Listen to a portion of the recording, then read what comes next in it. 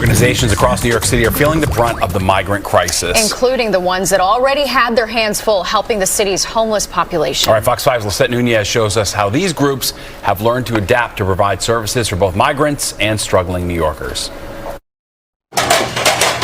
Inside Metro Baptist Church in Midtown, warm, earthy smells radiate from inside the kitchen. Volunteers and migrants are prepping hot meals to serve others.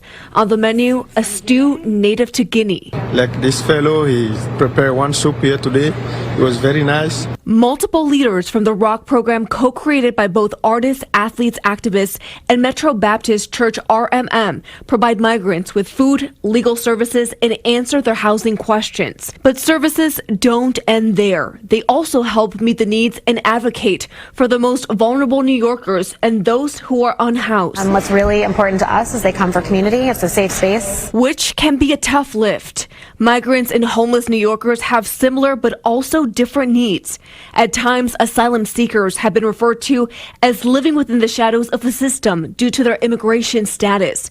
Reaching both groups requires time, effort, and resources, and questions have been raised whether enough has been done to equally serve both groups in New York City. What we're trying to do is debunk the myth that there isn't enough for everyone and that if you help one group, you can't help another group. Open Hearts Initiative holds multiple events to distribute things like clothes and toiletries.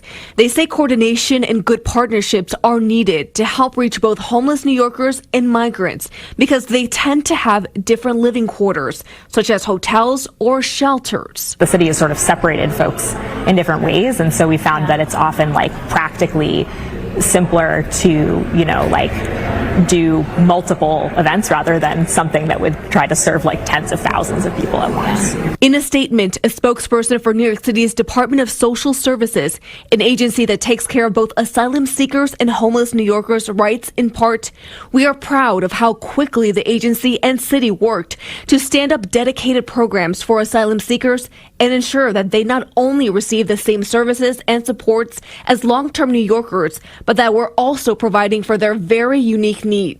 𝗙𝗢𝗟𝗓𝗓, a nonprofit provider which houses homeless women and their children, is led by former City Council Speaker Christine Quinn, is now housing both migrant families and what they refer to as their traditional families. But that required it to restructure itself to be able to offer things like legal services, food, and a translation system. Well, it was probably a year and a half ago or so that we saw about 247 families, 1,000 individuals who were asylum seekers come to shelter. And also spend a lot more money. What has this done as far as the budget for 𝗙𝗢𝗟𝗓𝗓? Are you guys seeing you're spending a lot more money now, given that you're helping possibly more people? Yep.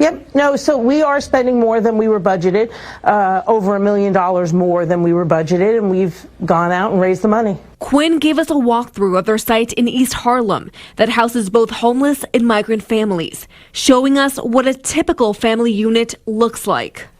We have less than 1% vacancy throughout our 16 shelters. On average, how long do families usually stay? 11 months. Okay. But now, that doesn't include the migrants. 11 months for the traditional families. The migrants are going to be here quite some time until we can figure out getting the city to extend vouchers to them.